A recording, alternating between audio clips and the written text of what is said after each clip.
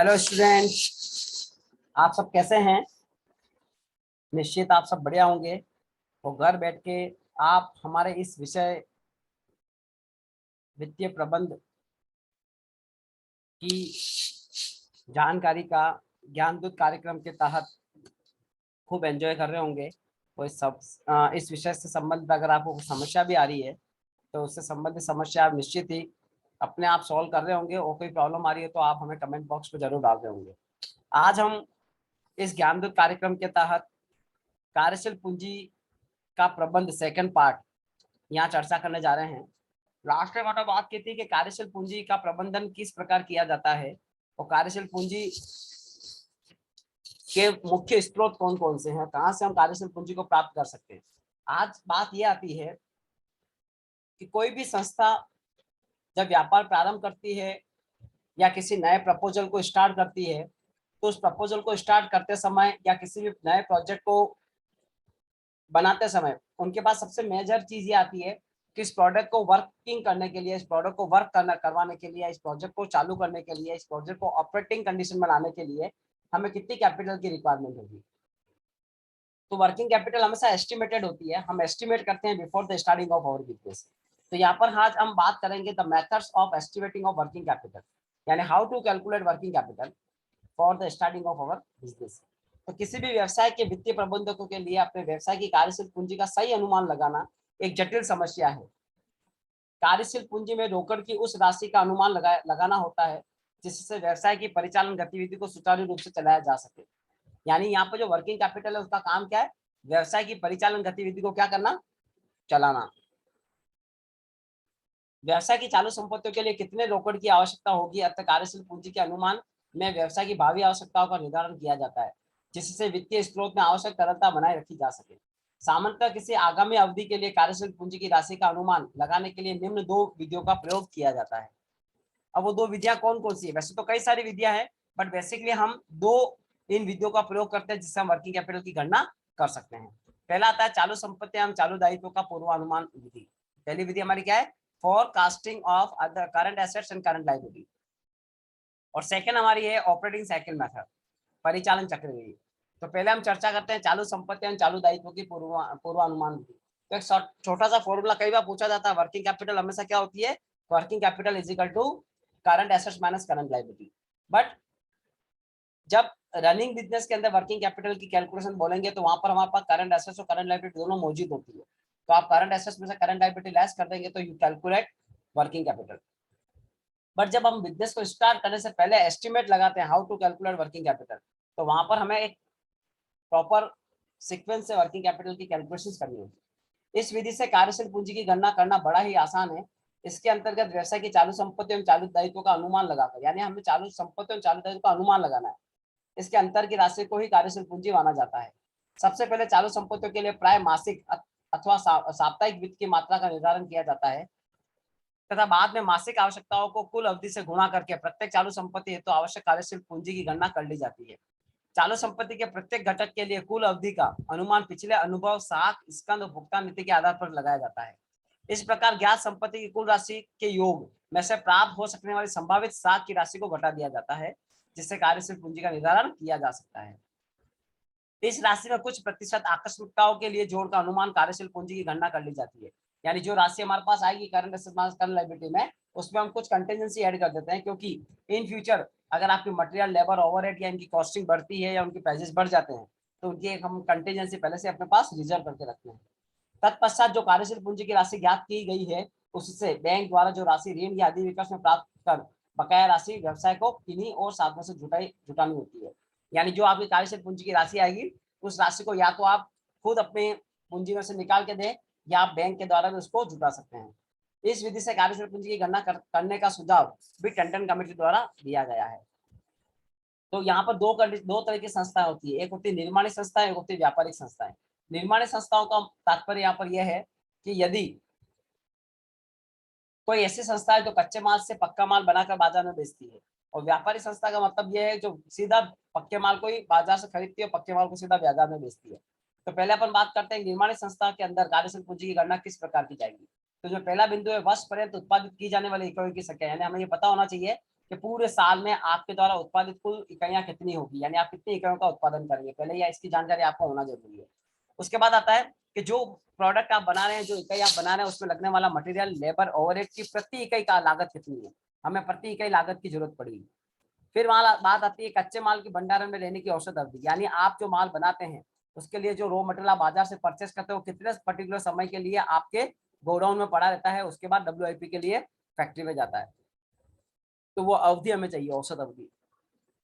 इसी प्रकार उत्पादन प्रक्रिया की औसत अवधि, यानी एवरेज आपको आपका जो माल है वो नॉर्मली कितने दिन में कंप्लीट होता है, यानी उसका WIP पीरियड कितना है, वो हमें क्वेश्चन में गिवन होनी चाहिए। फिर आता है तैयार माल, यानी जो माल आपका बन के तैयार हो गया है वो आपके शोरूम में कितने दिन पड़ा रहेगा, शोरूम में वो माल कितने दिन पड़ा होगा, उसकी अवधि भी आपको पता होनी चाहिए। फिर औसत संग्रहण अवधि, औसत संग्रहण अवधि का तात्पर्य है कि जो माल आप उधार बेचते हैं, तो उधार बेचने के बाद डेटर्स आपको नॉर्मली कितने दिन के बाद, एवरेजली कितने दिन के बाद आपको पेमेंट कर देते हैं। और एक होती है औसत भुगतान अवधि, इसमें यह है कि आपने जो माल उधार खरीदा है उसका भुगतान आप कितने समय के बाद कर देते हैं। इसी प्रकार जो मजदूरी या ऊपरी व्यय, जो माल को बनाने के लिए आप मजदूरी चुकाते हैं या माल के ऊपर जो ऊपरी व्यय लगेंगे ओवरहेड के रूप में, उनका भुगतान आप कितने समय में करना है, वो भी आपके क्वेश्चन में अगर गिवन है तो आपको उसको भी यूज करना है कैलकुलेशन ऑफ वर्किंग कैपिटल के लिए। और लास्ट में आता है कंटेंजेंसी, यानी जो भी आपका अमाउंट बचता है करंट एसेट मतलब करंट लायबिलिटी, उसमें आपको कंटेंजेंसी अमाउंट ऐड करना है अगर क्वेश्चन में गिवन है तो। इस तरीके से अगर हमारे पास ये इन्फॉर्मेशन होगी तो हम वर्किंग कैपिटल की कैलकुलेशन आसानी से कर लेंगे। फिर बात आती है एक व्यापारिक संस्था किस प्रकार वर्किंग कैपिटल की गणना करेगी। तो व्यापारिक संस्थाओं के लिए भी मोटी मोटी अगर बात करें तो वही चीजें होती है, आवश्यक नकद की मात्रा, यानी आपको नकद कितना चाहिए, कैश इन हैंड कितना होना चाहिए। अब यहाँ पर क्योंकि हमारे पास सीधा पका पकाया माल है, तो यहाँ पर हम WIP की बात नहीं करेंगे, गोडाउन की बात नहीं करेंगे, कच्चे माल की बात नहीं करेंगे, यहाँ पर सीधा बात है कि जो माल आप बेचना चाह रहे हैं उसकी लागत कितनी है, यानी उधार बेचे गए माल की लागत कितनी है। फिर आता है यानी सीधी कॉस्टिंग आ जाएगी, आप जो माल बेचे उसकी लागत कितनी है। पर्याप्त स्कंद की लागत, यानी आपके पास कितना स्टॉक होना चाहिए, अग्रिम भुगतान की राशि, उधार खरीदे गए माल की लागत, मजदूरी तथा उपरिव्यय की बकाया राशि और आकस्मिकता की राशि। यानी ये अगर आपके पास इंफॉर्मेशन तो हम वर्किंग कैपिटल की कैलकुलेशन आसानी से कर लेंगे। अब ये बाय फॉर्मेट दे रखा है, एक स्टेटमेंट दे रखा है, इस स्टेटमेंट से हम कैसे वर्किंग कैपिटल कैलकुलेट करेंगे। तो सबसे पहले हम बात करते हैं करंट एसेट्स की। तो करंट एसेट्स में हम बात करते हैं स्टॉक, डेटर्स एंड कैश। मोटा मोटा जो करंट एसेट्स हमारा होता है उसमें हम स्टॉक को लेते हैं, डेटर्स को लेते हैं और कैश को लेते हैं। अब सबसे पहले स्टॉक की बात करेंगे तो वर्किंग कैपिटल मैन्युफैक्चरिंग कंपनी के अंदर स्टॉक की बात करते हैं तो वहाँ 3 तरह के स्टॉक होते हैं, एक होता है रॉ मटेरियल, एक होता है WIP, एक होती है फिनिश गुड। ये 3 तरह के स्टॉक्स होते हैं एक निर्माणी संस्था में। लेकिन एक व्यापारिक संस्था के अंदर एक ही प्रकार का स्टॉक होता है, वो होता है हमारा फिनिश गुड्स। बट जब एक निर्माणी संस्था की बात करेंगे, यहाँ पर जो स्टेटमेंट आपके सामने दिख रहा है वो किसका है, निर्माणी संस्था का है। तो यहाँ पे स्टॉक ऑफ रॉ मटेरियल ले रखा है, WIP ले रखा है और फिनिश गुड्स ले रखा है। उसके बाद डेटर्स और उसके बाद आवश्यक आपको पास कैश कितना है, यानी बैलेंस ऑफ कैश आपको कितनी जरूरत पड़ेगी, कैश आपके पास कितना होना चाहिए अपने व्यापार को चलाने के लिए। और यहाँ पर पेमेंट ऑफ एडवांस दे रखा है, अगर आपको बैंक ये फैसिलिटी देता है कि आप एडवांस पैसा ले सकते हैं तो ये भी आपके पास एक सोर्स है फंडिंग का, तो आप उसको भी आप कंसीडर कर लेंगे। अब बात आती है हाउ टू कैलकुलेट अमाउंट, यानी स्टॉक के रूप रॉ मटेरियल के रूप में आपके पास जो माल पड़ा उसके लिए आपका कितना पैसा ब्लॉक रहेगा, WIP के रूप में जो आपके पास माल ब्लॉक है उसमें आपका कितना पैसा ब्लॉक रहेगा, या फिनिश गुड के रूप में जो माल आपके पास ब्लॉक है जो मार्केट में नहीं गया वहां आपका पैसा कितना ब्लॉक हो जाता है, या डेटर्स को जिन्हों को आपने माल बेचा उन्होंने आपको पैसा नहीं दिया तो वहां हमारा पैसा कितना ब्लॉक है। तो ये जो अमाउंट है वो हमारी रिक्वायरमेंट है। तो उसकी कैलकुलेशन हम कैसे करेंगे, तो उसकी कैलकुलेशन के लिए फॉर्मूला है। तो सबसे पहले जैसे रॉ मटेरियल की बात करते हैं, रॉ मटेरियल में केवल मटेरियल आएगा। WIP की बात करते हैं WIP में रॉ मटेरियल भी आएगा, लेबर भी आएगी, ओवरहेड भी आएंगे, क्योंकि WIP का मतलब होता है जिसमें मटेरियल लग चुका है और लेबर ओवरहेड अभी थोड़ा लगना बाकी है। जब फिनिश गुड की बात करेंगे वहाँ पे मटेरियल भी आएगा, लेबर भी आएगी, ओवरहेड भी आएगी, ये 100% होगा। डेटर्स में भी MLO 100% होगा। पेमेंट इन एडवांस, अगर आपने किसको एडवांस पेमेंट करना है तो इसका पैसा भी आपके पास होना चाहिए। सपोज मजदूर कहते नहीं हम तो एडवांस पैसा लेंगे फिर काम करेंगे, या ऊपरी है यानी आपको रेंट है, लाइटिंग चार्ज या एक्स्ट्रा सैलरी है वो आपको एडवांस देनी है तो उसकी भी आपको व्यवस्था करनी है। तो पेमेंट इन एडवांस अगर क्वेश्चन में गिवन है तो ये भी लेना है। और कितना केस आपको एज रोकड़ के रूप में आपको रखना है तो वो भी आप अपने पास रखेंगे। फिर करंट लायबिलिटी की बात करें तो करंट लायबिलिटी में क्रेडिटर्स हैं, लेगिंग पेमेंट्स हैं, यानी क्रेडिटर्स आपको कितना पेमेंट करना है, कब करना है।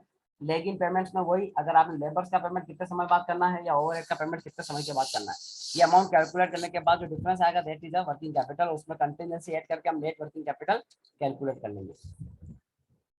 ऐसे ही अगर व्यापारिक संस्थाओं की बात करें तो उसमें नीडफुल कैश कितना चाहिए, डेटर्स को जो माल बेचेंगे उसकी लागत कितनी आएगी, स्टॉक जो हमारे पास ऑलरेडी पड़ा होगा उसकी कॉस्टिंग कितनी है, और अगर हमें एडवांस में कोई पेमेंट करना है तो उसके लिए हमें कितना पैसा हमारे पास होना चाहिए, इन सब की टोटल कर लेंगे। फिर इधर क्रेडिटर, अगर आपने कोई माल उधार खरीदा तो आपको चुकाने की जरूरत नहीं है पैसा, तो वो आपको बेनिफिट मिल जाएगा।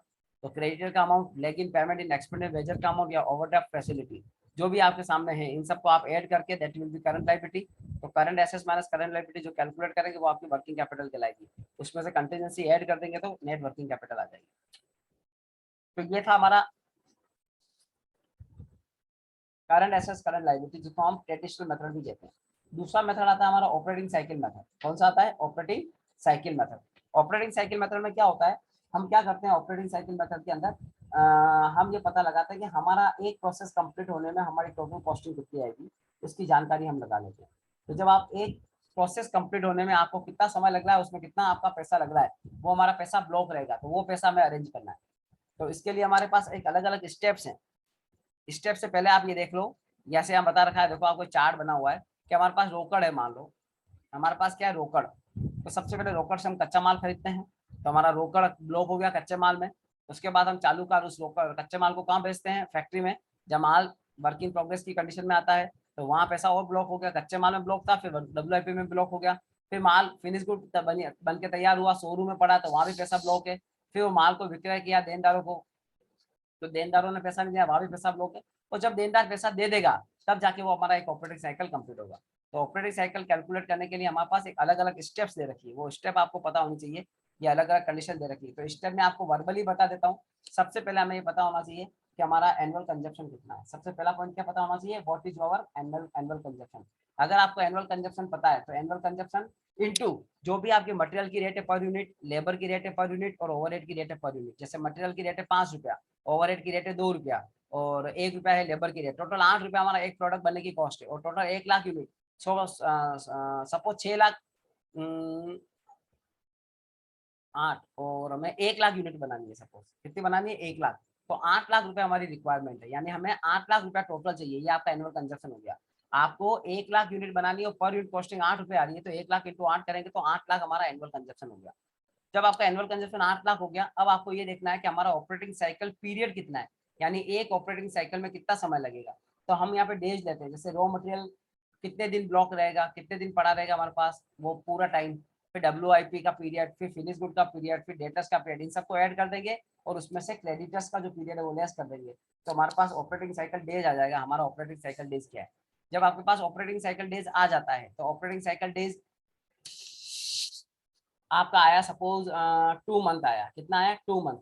यानी आपका 2 में आज जो कैश आप लगा रहे हो 2 महीने के बाद वापस आपके पास कैश लौट के आ जाएगा। तो 2 मंथ के अंदर आपका रोटेशन एक ऑपरेटिंग साइकिल कंप्लीट होगा। तो इट मींस थर्ड पॉइंट आएगा number of operating cycle in a year, यानी पूरे साल में कितने ऑपरेटिंग साइकिल कंप्लीट होंगे। तो अगर 2 मंथ एक साइकिल में कंप्लीट हो रहा है तो पूरे साल में साइकिल हो गए 6। कैसे आया 6? 12/6, तो 6 12/2, यानी 12 मंथ क्यों आया? क्योंकि पूरे साल में 12 महीने होते हैं और 2 महीने आपके एक प्रोसेस को कंप्लीट होने में लग रहे हैं, तो आप टोटल 6 प्रोसेस कंप्लीट कर लेंगे पूरे साल में। तो पूरे साल में अब चौथा पॉइंट आता है रिक्वायरमेंट ऑफ वर्किंग कैपिटल। तो पूरे साल में आपको रिक्वायरमेंट कितनी है? 8 लाख की, और जबकि आपका प्रोसेस पीरियड कितना है? 2 महीने ही आ रहा है, यानी 2 महीने में आप अपना प्रोसेस कंप्लीट कर देंगे। तो पूरे साल में आप 6 प्रोसेस कंप्लीट करेंगे। तो 8 लाख पूरे साल में है और 6 प्रोसेस कंप्लीट होंगे। तो requirement of working capital calculate करने के लिए आप फॉर्मूला लगाएंगे, रिक्वायर्ड या estimated annual consumption 8 lakh upon total number of operating cycle in a year, तो वो कितने? 6। तो 8 लाख अपॉन 6 करेंगे तो आंसर आएगा 1,66,666। यानी अब आपको 8 लाख का अरेंजमेंट नहीं करना है, आपकी वर्किंग कैपिटल आपको 1,66,666 की जरूरत है। जब आप 1,66,666 लगा देंगे तो 2 महीने बाद वापस लौट के आ जाएगा, फिर वापस उसी पैसे को लगा देंगे, वो 2 महीने बाद वापस लौट के आएगा। तो ऐसे 1,66,000 के 6 प्रोसेस कंप्लीट होंगे तो हमारे पास टोटल अमाउंट हो जाएगा 8 लाख रुपए हमारे पास टोटल बन जाएंगे, यानी हमारा 8 लाख का टोटल कंजप्शन बता दिया जाएगा। तो इस तरीके से हम ऑपरेटिंग साइकिल मेथड के अंदर वर्किंग कैपिटल की गणना करते हैं। अब अगर उसमें कोई कंटिजेंसी आपको ऐड करनी है तो कंटिजेंसी ऐड कर देंगे। 1,66,000 मान लो 33,333 और जोड़ दिए, ये आपका कंटिजेंसी है, तो 2 लाख रुपए आपकी नेट वर्किंग कैपिटल होगी, जो आपको अपने 8 लाख रुपए का जो कंजप्शन पूरे साल में हो रहा है उसको चलाने के लिए आपको जरूरत पड़ेगी। अब ये आपका है कि how to calculate the days. आप जो स्टोरेज डेज होते हैं, जैसे फिनिश गुड का स्टोरेज डेज कितना है, वर्किंग कैपिटल का वर्किंग वर्क इन प्रोग्रेस का स्टोरेज डेज कितना है, या रॉ मटेरियल का स्टोरेज डेज कितना है, या डेटर्स का रोज करेक्शन पीरियड जो है उनका करेक्शन पीरियड है उसके कितने डेज लगेंगे, या क्रेडिटर को आप पेमेंट करते हो तो पेमेंट डेज कितने लगे, तो उसके लिए अलग अलग फॉर्मूले दे रखे हैं आपको। ये WIP का फॉर्मूला दे रखा है, फिनिश गुड का फॉर्मूला दे रखा है, ये अलग अलग ये आपको दे रखा है, एवरेज कलेक्शन पीरियड का फॉर्मूला, क्रेडिटर पेमेंट से, इस फॉर्मूले से हम डेज कैलकुलेट कर लेंगे। और डेज कैलकुलेट करने के बाद आपके सामने दे रखा है third point, number of operating cycle कितने होंगे, और नंबर ऑफ ऑपरेटिंग साइकिल के बाद आप नेट वर्किंग कैपिटल निकाल देंगे, उसमें कंटीन्यूअस ऐड कर देंगे। अब बात यहाँ पर यह आती है कि जब भी आप ऑपरेटिंग साइकिल मेथड से कार्यशील पूंजी की गणना करेंगे तो आपको कुछ बिंदु ध्यान रखना है। पहला, चालू संपत्तियों का मूल्यांकन रोकड़ लागत पर किया जाना चाहिए। ऐसी दशा में हाथ के लागतों को नहीं जोड़ना चाहिए। देनदारों को बेचे गए माल की लागत के आधार पर निर्धारित किया जाएगा। पहला, यानी जो भी आप चालू संपत्तियों की बात करो उनका मूल्यांकन वो रोकड़ लागत के आधार पर करना है। रोकड़ लागत यानी उसकी कॉस्टिंग के आधार पर करना है पहला। दूसरा, इसमें डेप्रिसिएशन को इग्नोर करेंगे, और जो देनदारों को माल बेचा उसमें लाभ को इग्नोर करेंगे। जैसे आपने देनदार को 1 लाख का माल बेचा है और उसमें 20% आपका लाभ है, तो देनदार की गणना करते समय जब हम कुल कंजप्शन की बात करेंगे तो वहां 80,000 ही लेंगे, 1 लाख नहीं लेंगे। अर्धनिर्मित माल तथा संपूर्ण सामग्री प्रक्रिया के प्रारंभ में ही निर्गमित कर दी जाती है। यानी जब WIP की बात करेंगे तो WIP में M और L जो होगा वो 100% नहीं होगा, क्योंकि अगर WIP में M और L अगर 100% हो गया तो वो फिनिश गुड माना जाएगा, ना कि WIP। अर्धनिर्मित तथा निर्मित माल के मूल्यांकन में प्रशासनिक व्यय वितरण व्यय को शामिल नहीं किया जाएगा। यानी जो भी एडमिनिस्ट्रेटिव एक्सपेंडिचर्स है या selling and distribution expense that will B not included in the cost of work in progress and finish good. जब कच्चे माल के स्टॉक का मूल्यांकन उत्पादन के बजाय उपभोग के आधार पर ज्ञात करना होता है तो कच्चे माल का स्टॉक ऐसे माल के लेनदारों की राशि तथा बकाया मजदूरी की गणना निर्मित व निर्मित माल की प्रयुक्त सामग्री मजदूरी के आधार पर करनी चाहिए।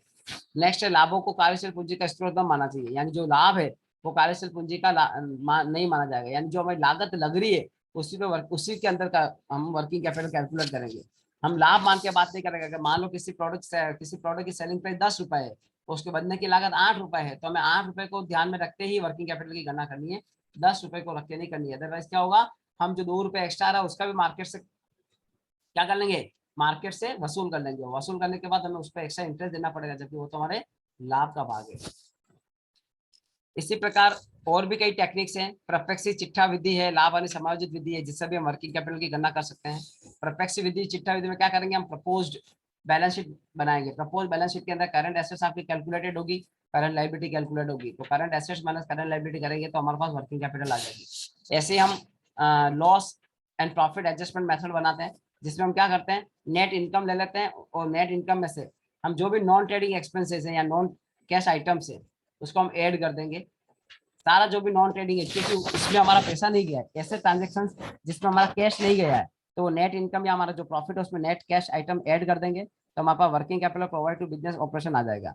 और उसमें और ऐड कर देंगे कैश इनफ्लोज आइटम्स, यानी हमारे पास कैश के कौन कौन सी संभावना जहाँ से कैश और आ सकता है उसको ऐड कर देंगे, और जहाँ कैश जा सकता है कैश आउटफ्लो आइटम वो लेस कर देंगे, तो वहां पर net change in working capital आ जाएगा। ऐसे हम कैश फॉरकास्टिंग मेथड भी होता है। हम पहले से पता लगा लें कि बिजनेस को चलाने के लिए हमें कितने कैश की रिक्वायरमेंट होगी। तो इस विधि के अंतर्गत आगामी अवधि के संभावित रोकड़ प्राप्तियों व भुगतानों का अनुमान लगाकर इसके अंतर से कार्यशील पूंजी गणना करी जाती है। यानी आप एस्टिमेटेड कर लें कि आपके आने वाले समय में कितनी आपकी रेवेन्यूज हैं और टोटल आपके कितने एक्सपेंडिचर होने वाले हैं। जो डिफरेंस होगा वो डिफरेंस आपका वर्किंग कैपिटल कैलकुलेट करेगा। यदि प्राप्यों का अधिक है तो पूंजी कार्यशील पूंजी की व्यवस्था बारिश से करने की जरूरत नहीं है। अगर आपके पास अच्छे खासी रिसीविंग आ रही है, अगर आपके पास रेवेन्यू ज्यादा आ रही है रादर देन एक्सपेंडिचर, तो वो पैसा आपके पास पड़ा है तो आपको कार्यशील पूंजी की व्यवस्था बाहर से करने की जरूरत नहीं है। लेकिन यदि प्राप्यों का कुल भुगतानों से अधिक कम आ रहा है तो ऐसी स्थिति में कमी को प्रबंधन द्वारा बाहर स्रोत से पूरा करने की व्यवस्था करनी पड़ेगी। यह विधि भी रोकड़ बजट का ही एक रूप है, यानी रोकड़ बजट के रूप में इसको बनाया जाता है। तो ये जो अपन ने मेथड्स पढ़े हैं, 5 मेथड हमने बात की है मोटा मोटा। पहला जो मेथड था हमारा, फर्स्ट मेथड हमारा कौन सा है, ट्रेडिशनल मेथड। ट्रेडिशनल मेथड यानी परंपरागत विधि, जिसमें हम क्या करते हैं, current assets and current liability को फोरकास्ट करते हैं और current assets minus current liability plus contingency को ऐड करके नेट वर्किंग कैपिटल की कैलकुलेशंस करते हैं। सेकंड मेथड हमने पढ़ा operating cycle method. By the operating cycle method how to calculate the net working capital. तो हम सबसे पहले क्या करेंगे, एनुअल कंजप्शन कैलकुलेट करेंगे, इंटू करेंगे रेट पर यूनिट से। जो भी आपकी कॉस्ट पर यूनिट आ रही है मटेरियल लेबर ओवरहेड की, उससे मल्टीपल करेंगे तो एनुअल कंजप्शन इन रुपीज आ जाएगा। फिर उसमें हम क्या करेंगे, number of operating cycle period निकालेंगे, यानी एक ऑपरेटिंग साइकिल को में कितना समय लगता है। तो हो सकता है कोई संस्था 2 महीने के अंदर एक ऑपरेटिंग साइकिल कंप्लीट करती है, कोई 1 महीने में करती है, कोई 5 दिन में करती है, कोई 1 दिन में और कोई 1 घंटे में भी कंप्लीट करता है। वो डिपेंड करता है द नेचर ऑफ बिजनेस, क्या होगा बिजनेस का नेचर कैसा है। उसके बाद हम करेंगे, जब आपके पास कैलकुलेट हो गया कि आपके एक प्रोसेस में कितना समय लग रहा है, तो उसके बाद हम एक साल में होने वाले कुल ऑपरेटिंग साइकिल की गणना करेंगे, यानी 12 अपॉन जो भी आपके पास ऑपरेटिंग साइकिल का पीरियड है उससे मल्टीपल कर लेंगे। अगर आपके पास ऑपरेटिंग साइकिल के बाद डेज में आ रहा है तो ऊपर 365 अपॉन डेज लिखेंगे, मंथ में आ रहा है तो 12 अपॉन जो भी मंथ आ रहे हैं वो लिखेंगे, और अगर आपके पास वीक में आ रहा है तो वीक अपॉन वीक, जो भी आपके पास टोटल आपके वीक कितने 52 अपॉन आपके ऑपरेटिंग साइकिल में कितने वीक कंप्लीट हो, 2 वीक 3 वीक 4 वीक, तो वीक में आ जाएगा। तो इस प्रकार हम operating cycle, number of operating cycle का पता कर लेंगे। अंत में हम requirement of working capital calculate करने के लिए फॉर्मूला लगाएंगे कि आपका एनुअल कंजप्शन कितना है अपॉन पूरे साल में कितने ऑपरेटिंग साइकिल होंगे, उसे डिवाइड कर देंगे। वो डिवाइड करने के बाद जो वैल्यूज आएगी हमारे पास वो वर्किंग कैपिटल कहलाएगी, उसमें हम कंटिजेंसी ऐड कर देंगे तो हमारे पास नेट वर्किंग कैपिटल आ जाएगी। बेसिकली ये 2 फॉर्मूला यूज किए जाते हैं और क्वेश्चंस भी 2 के आते हैं, बट इसके अलावा भी प्रोजेक्टेड बैलेंस शीट या एडजस्टेड P&L अकाउंट या कैश बजट के माध्यम से भी हम वर्किंग कैपिटल की गणना कर सकते हैं। धन्यवाद। अब आगे एक चैप्टर और एक टॉपिक और है जिसको हम आगे शेयर करेंगे।